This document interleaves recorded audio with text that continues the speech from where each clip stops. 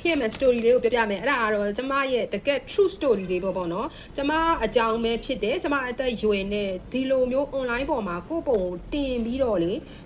ပြတာဖို့ဆိုတာကတွေးတောင်မတွေးရခဲ့ဘူးเนาะမီယိုဖလာထုံးစံအတိုင်းနဲ့နေခဲ့တယ်ထင်ပေါ်ကြော်ကြားမှုတွေဒါတွေကိုမလိုပဲနဲ့ဘဝကိုတိုးတိုးတိတ်တိတ်နဲ့အေးချမ်းချမ်းဖြတ်တန်းဖို့တင် जा ပေးခံရတယ်အရေးမိဘရဲ့အောက်မှာနေခဲ့ရတယ်ပေါ့နော်ဒါပေမဲ့ခက်တွေပြောင်းလဲလာတယ် online ကြီးရနေပြီးတော့ကဘာကြီးကရွာကြီးဆိုတဲ့စကားအတိုင်းပဲစီးပွားရေးကိုပုံသေးထိုင်ပြီးရောင်းနေတဲ့ဈေးဆိုင်ဘဝတဲ့ဈေးဆိုင်ဘဝပေါ့နော်ဒီလိုဘဝကနေပြီးတော့အမားတို့တွေကဈေးတစ်ဈေးအိမ်တအိမ်လမ်းတလမ်းမျိုးတစ်မျိုးပဲတိတယ်တာမန်ဈေးတဲ့ဘဝကနေပြီးတော့ကိုယ့်အိမ်ကြီးကဆိုင်ခန်းကြီးဖြစ်သွားတယ်ကိုယ့်အိမ်ကြီးကနေပြီးတော့စူပါမားကတ်ကြီးဖြစ်သွားတယ်ဒီလိုအိမ်ကနေပြီးတော့ပဲအမားတို့တွေကနေရာဒေသအသီးသီးကလူအများအများကိုမျှဝေခွင့်ရတယ်မိတ်ဆွေတစ်တွေကိုရှာလို့ရတဲ့နီးတွေကိုရသွားပြီးတဲ့အခါမှာအမားတို့တွေကလေဘဝဆိုတဲ့အရာကြီးကဘာကြီးကရွာကြီးဆိုတဲ့ဟာကိုတိပြီးတဲ့နောက်မှာမတို့တွေကတိုးတိုးတိတ်တိတ်နေတဲ့ဘဝတဲ့ကိုယ့်ရုပ်ကိုပြမှသာလေ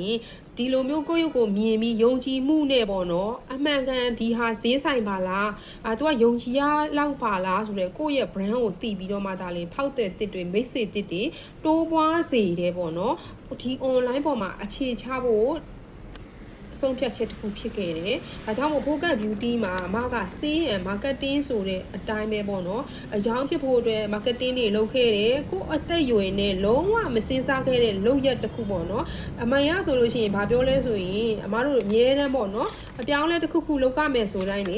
နဲ့ဘဝမှာပေါ့နော်မဖြစ်သေးတာပဲရှိတယ်မဖြစ်နိုင်ဆိုတာမရှိဘူးမလုပ်ချင်တာပဲရှိရမယ်မလုပ်ရဲတာမရှိဘူးဆိုတဲ့အတိုင်းပေါ့နော်ဒီအမေခွန်အားစကားတစ်ခုနားထောင်ပြီးတဲ့အချိန်မှာဘဝမှာကိုမလုပ်ဘူးတဲ့အရာကိုလုပ်မယ်ဆိုတိုင်းမှာအမအဲ့ဒီဆောင်ပုတ်ကိုလက်ကင်ထားပြီးတော့ကြောက်ကြောက်နဲ့လည်းလှုပ်တယ်စိုးရိမ်စိတ်နဲ့လှုပ်တယ်ဝမ်းနဲ့လည်းလှုပ်တယ်ပျော်လည်းလှုပ်တယ်ပေါ့နော်အဲ့လိုစိတ်နဲ့ပဲအခုအသက်58ရွယ်မှာကျန်းကျန်းမာမာနဲ့သူတစ်ပါးစီကနေပြီးတော့ငွေကြေးတစုံတရာအကူအညီယူစရာမလိုပဲကိုယ့်ခွန်ကိုအားနဲ့မိဘတွေရဲ့ခွန်အားတွေ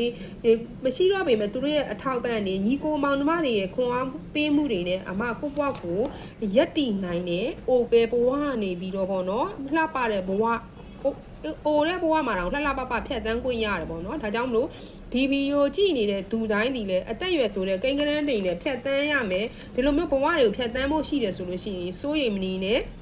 ကိုတခုခုကိုပြောင်းလဲမှုလုပ်ရမယ်ဆိုတဲ့ကိုလှုပ်ကြည့်လိုက်ပါပြီးလို့ရှိရင်လေ့လာပါသင်ယူဖို့မရှက်နဲ့ပြီး